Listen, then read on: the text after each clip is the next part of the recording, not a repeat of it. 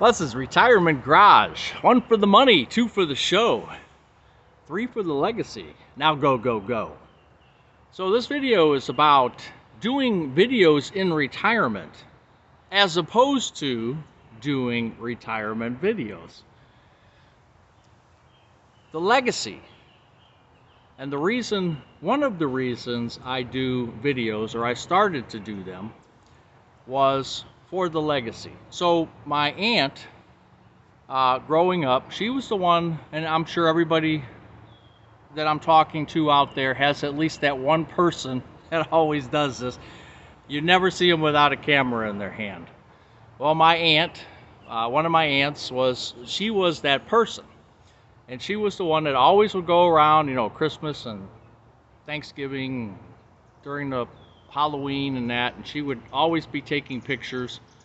I think she must have had stock and photomat at the time, because she was constantly getting pictures developed to a point where I don't even think she started putting them in albums, because she would have probably needed a whole room just with the albums. So then she bought a camcorder, or back then it was I should say it was a Super 8 or 8mm, and she used to do, her and her husband used to do films, 8mm films.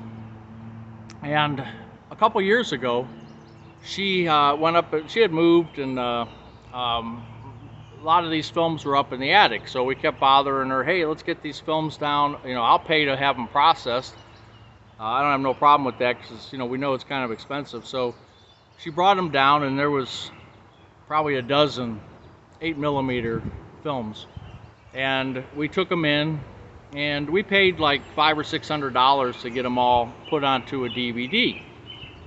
And just to be able to see, I mean, a picture is one thing, but to be able to see a video of when you were young is, to me, priceless. Now, of course, back then the Super 8s or the 8mm didn't have the sound. At least her camera didn't have sound capability. But just to be able to see my 8-year-old and 9-year-old self, that was pretty spectacular. So when I started doing YouTube videos at the very beginning, it's family stuff. You're taping. I should say, when I bought a camcorder, or a video camera, I should say. I keep saying camcorder. A video camera. When I bought one, I had previously to that, I had my father-in-law's. He bought one, a Panasonic. I can't remember the exact type it was, but he bought this Panasonic, and he would loan it to us for concerts and different family gatherings that we had. And so through the years, we got to film our events rather than just taking still photos. So then I was able to buy a camera, and I started putting the concerts onto YouTube. So the concerts from the school, when my daughters were going to school, they're on YouTube. My daughter that passed away, she's doing a solo. So if you go back through my videos, you can see my daughter doing a solo, how priceless is that, right? So the point of my video here is, in retirement, you should do videos.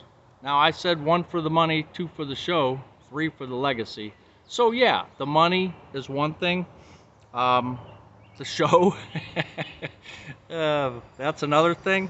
But when it comes to the money, and I've told you before, I'm not gonna, in December, I'm gonna give you a recap, or January 2025, I'm gonna give you a recap of the year, because I got monetized January 5th. And you have to have a minimum of 1,000 subscribers to get monetized. So I reached that goal, and you have to have X amount of hours of view time. So I reached that goal January 5th. So in January, I had obviously 1,000 subscribers. By the end of January, I had 2,000. Okay, so let me just show you YouTube revenues, and I'll just do it this way. So if you think, and some people do make a lot of money off of this, but I just wanted to illustrate to you my situation. So as you can see in January, when I had, at the end of the month, I had 2,000 subscribers, I was there. So February got a little better because probably everybody's sitting inside in the wintertime and they're watching videos, right? March, I did even better. Now, as the months go by, my subscribers increased as well, right? So then in April, I mean, I'm kind of doing the same amount of videos. When I get the inspiration, I do them. So I think I had the same amount of videos, but, you know, come April, I'm at 9,000 subscribers, and I'm back to January revenue. So just to illustrate that YouTube can be very finicky. And I was just watching a gal the other day. She's driving Uber, and I don't remember her name, but I just watched it because she had quite a few views, like 158,000 views on her one video. And I thought, wow, that's pretty good. And she's driving Uber and stuff like that, and she's trying to do it full time. Her revenue for Uber driving, and she was doing like 35 hours a week, was about a couple grand. And she calculated her time and everything, and it was coming out to $17 an hour. Well, she's been doing these videos of her Uber driving and all this, you know, trying to survive on that. She's a single mother, I think, with 2 children. And her YouTube income was like $3,800 for March, which is, to me, astronomical. That's crazy. So that's really helping her. So 1, for the money, right? That's one thing. 2, for the show, like me. My wife says, I'm kind of tired of listening to you, in a nice way. Why don't you go out and play?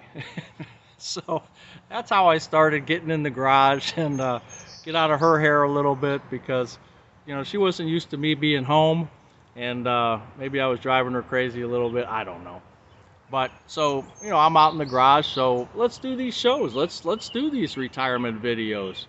But number 3, the legacy. And this is, I think, the most important. I subscribe to everybody out there. If you've commented a couple times on my videos, I subscribe to you.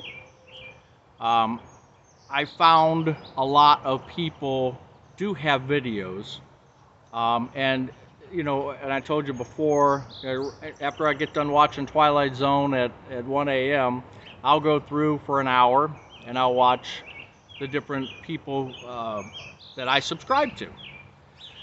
And, you know, a lot of people that I subscribe to don't have videos.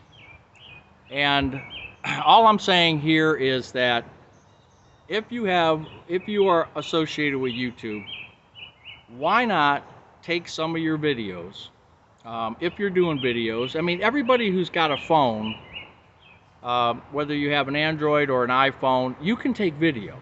It's not that hard.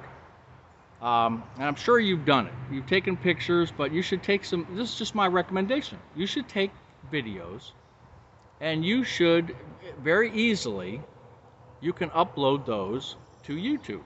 You just get YouTube Studio, or just YouTube, and there's just a button, and it says upload. And you can upload the video from your phone in a matter of minutes. Depending on your internet connection, it doesn't take that long to do.